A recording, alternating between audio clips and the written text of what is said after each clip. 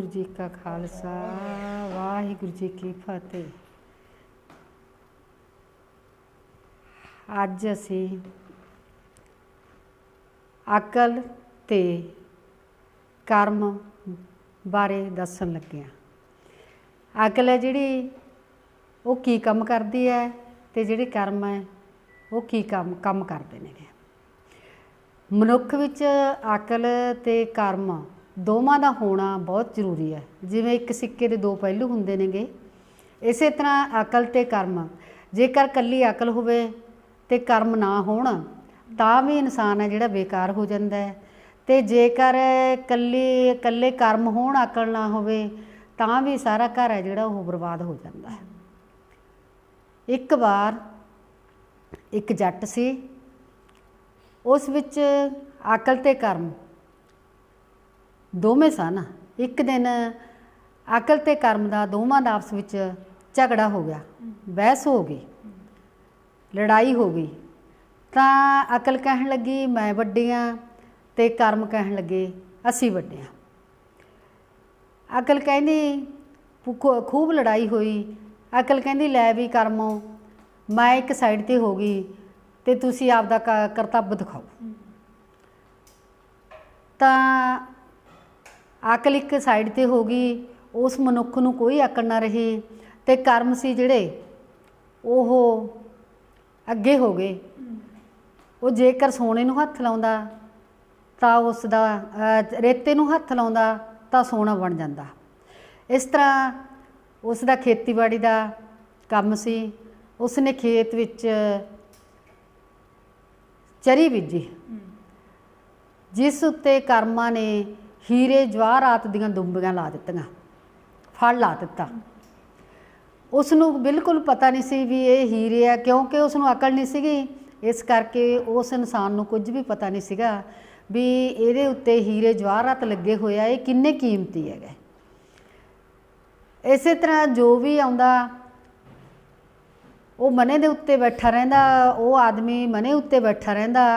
किसी ने पुछना असी तेरे चरी दा गन्ना लेना है तो वह कह दिंदा लै जाओ, क्योंकि उसनूं उसदी कीमत दा ही नहीं सी पता, हीरे मोतियां दी कीमत दा नहीं सी पता। एक दिन इस तरह शिकार खेडदा एक राजा आया। राजे दे जिहड़े घोड़े सी वो उधरली साइड चले गए। तां वजीर ने देखा कि एक आदमी मने उत्ते बैठा है तो उसने उसदे जिहड़े खेत हैगे उस विच हीरे जवाहरात लगे हुए हैं। उसने वजीर ने उस आदमी नूं आवाज़ दित्ती भी तू थल्ले आ, पर वो कहन लग्या भी जे तैनूं गन्निਆਂ की लोड़ आ मैं थल्ले तां नहीं आउंदा, जिन्ने तैनूं गन्निਆਂ की लोड़ आ तू गन्ने पट्ट के लै जा। वजीर ने दो टांडे पट्टे ते राजे कोले चलिया गया। राजे ने जाके दिखाया भी देखो जट दे खेत विच हीरे जवाहरात लगे हुए आ, वो किन्ना अमीर बंदा है, ते तुसी अपनी धी दा जिहड़ा रिश्ता है इत्थे भी कर सकदे होगे, क्योंकि वो तुहाडे नालों बहुत ज़्यादा अमीर होना है।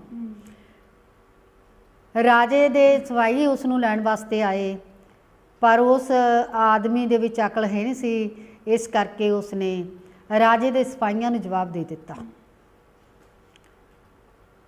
हुण सिपाहियां नूं राजे ने हुक्म दिता भी इसनूं मल्लो जोरी लैके आओ। तां उसनूं धक्के नाल मने तो उतार के अपने साधन राहीं राजे कोल लै गए। राजे ने पुछया भी मैं अपनी लड़की दी शादी है, जिहड़े तेरे खेत विच हीरे जवाहरात लगे हुए ने, घर विच पता नहीं तेरे किन्ना कुछ होना है, तू बड़ा अमीर हैगा, इस करके मैं तेरा जिहड़ा रिश्ता है अपनी धी नाल पक्का करना चाहुंदा। वो कुछ ना बोलिया, क्योंकि उसनूं अकल कुछ नहीं सीगी। वो चुपचाप वेखदा रहा। राजे ने अपनी धी दा रिश्ता उस आदमी नाल कर दिता। उस दे बैठण वास्ते एक बहुत सोहना महल तैयार किया गया, जिथे राजे दे जवाई अते धी ने सोना सी। उस महल दे कोल एक नदी बैठदी सी। तां नदी दे विच मगरमच्छ ਤੇ ਹੋਰ ਅਨੇਕਾਂ ਪ੍ਰਕਾਰ ਦੇ ਜੀਵ ਸੀ ਜਿਹੜੇ ਨਦੀ ਵਿੱਚ ਰਹਿੰਦੇ ਸਨ।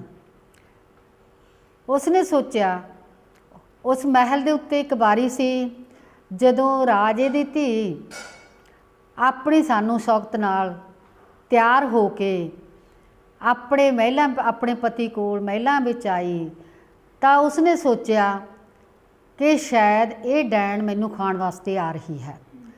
ਤਾਂ ਉਸਨੇ ਬਾਰੀ ਖੋਲ੍ਹੀ ਤੇ ਨਦੀ ਦੇ ਵਿੱਚ ਛਾਲ ਮਾਰੀ।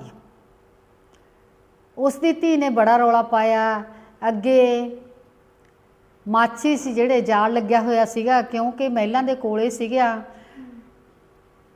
ਜਿਹੜਾ ਉਹ ਜਾਲ ਦੇ ਵਿੱਚ ਫਸ ਗਿਆ।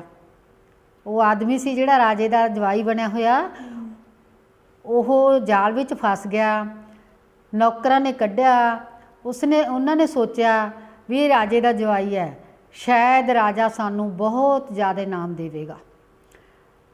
ਤਾਂ ਸਵੇਰ ਨੂੰ ਢੰਡੋਰਾ ਪਿੱਟਿਆ ਗਿਆ। ਰਾਜੇ ਨੂੰ ਪਤਾ ਲੱਗਿਆ। ਰਾਜੇ ਦੀ ਧੀ ਸੀ ਜਿਹੜੀ, ਉਹ ਆਪਣੇ ਪਿਤਾ ਕੋਲ ਆ ਕੇ ਬਹੁਤ ਰੋਈ, ਬਹੁਤ ਕਰਲਾਈ, ਪਿਤਾ ਜੀ ਤੁਸੀਂ ਮੇਰੇ ਕਿਹੋ ਜਿਹੇ ਆਦਮੀ ਨਾਲ ਸ਼ਾਦੀ ਕਰ ਦਿੱਤੀ ਹੈ, ਜਿਸ ਨੂੰ ਬਿਲਕੁਲ ਵੀ ਅਕਲ ਨਹੀਂ ਹੈ। ਰਾਜੇ ਨੇ ਸੋਚਿਆ ਇਸ ਦਾ ਖੇਤ ਤਾਂ ਹੀਰੇ ਮੋਤੀਆਂ ਨਾਲ ਭਰਿਆ ਹੋਇਆ ਸੀ, ਪਰ ਮੈਨੂੰ ਇਹ ਹੀ ਭੁੱਲ ਗਿਆ ਕਿ ਇਸ ਦੀ ਅਕਲ ਨੂੰ ਮੈਂ ਪਰਖ ਲੈਂਦਾ।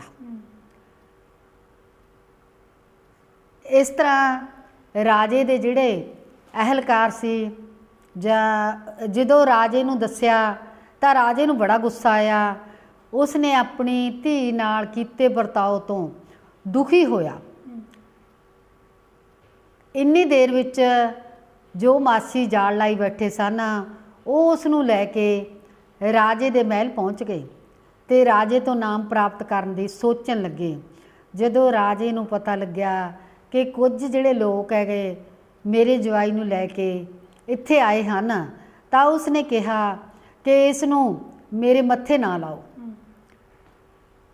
ਹੁਣ ਕਿਉਂਕਿ ਉਸ ਵਿੱਚ ਇਕੱਲੇ ਕਰਮ ਸਨ, ਅਕਲ ਦਾ ਬਿਲਕੁਲ ਘਾਟਾ ਸੀ, ਤਾਂ ਹੁਣ ਰਾਜੇ ਨੇ ਹੁਕਮ ਦਿੱਤਾ ਕਿ ਇਸ ਨੂੰ ਫਾਂਸੀ ਚੜ੍ਹਾ ਦਿੱਤਾ ਜਾਵੇ। ਜਿਸ ਨੇ ਮੇਰੀ ਧੀ ਦੀ ਕਦਰ ਨਹੀਂ ਕੀਤੀ, ਇਸ ਨੂੰ ਮਾਰ ਦਿੱਤਾ ਜਾਵੇ। ਅਕਲ ਆ ਕੇ ਕਰਮਾਂ ਨੂੰ ਕਹਿਣ ਲੱਗੀ ਵੀ ਕਰਮੋ, ਹੁਣ ਤਾਂ ਇਹ ਫਾਂਸੀ ਚੜ੍ਹ ਰਿਹਾ ਹੈ, ਤੁਸੀਂ ਤਾਂ ਹੁਣ ਤੁਸੀਂ ਇਸ ਨੂੰ ਫਾਂਸੀ ਤੋਂ ਬਚਾਓ।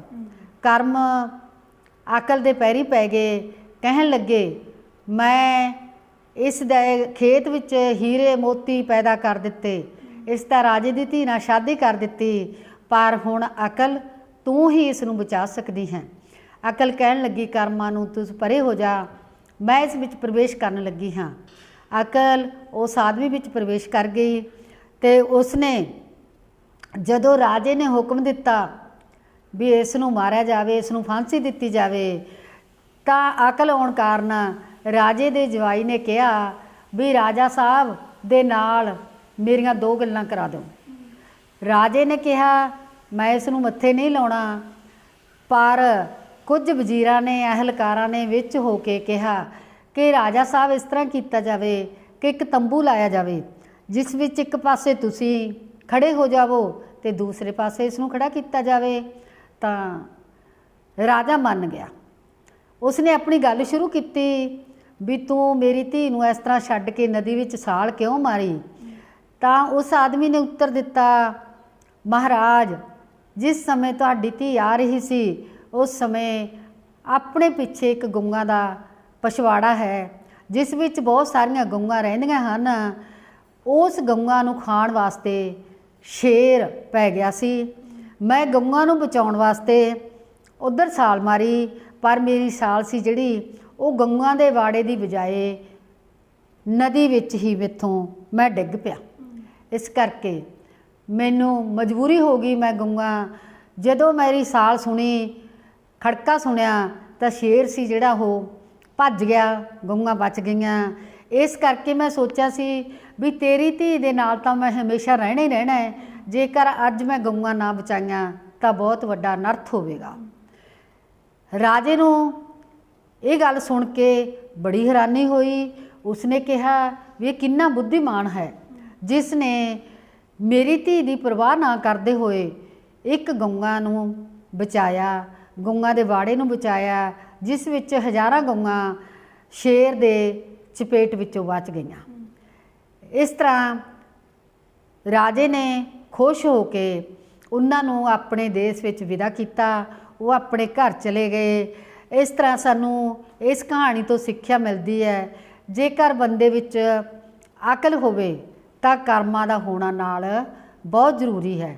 ਅਕਲ ਤੇ ਕਰਮ ਨਾਲ ਨਾਲ ਚੱਲਦੇ ਹਨ। ਵਾਹਿਗੁਰੂ ਜੀ ਕਾ ਖਾਲਸਾ, ਵਾਹਿਗੁਰੂ ਜੀ ਕੀ ਫਤਿਹ।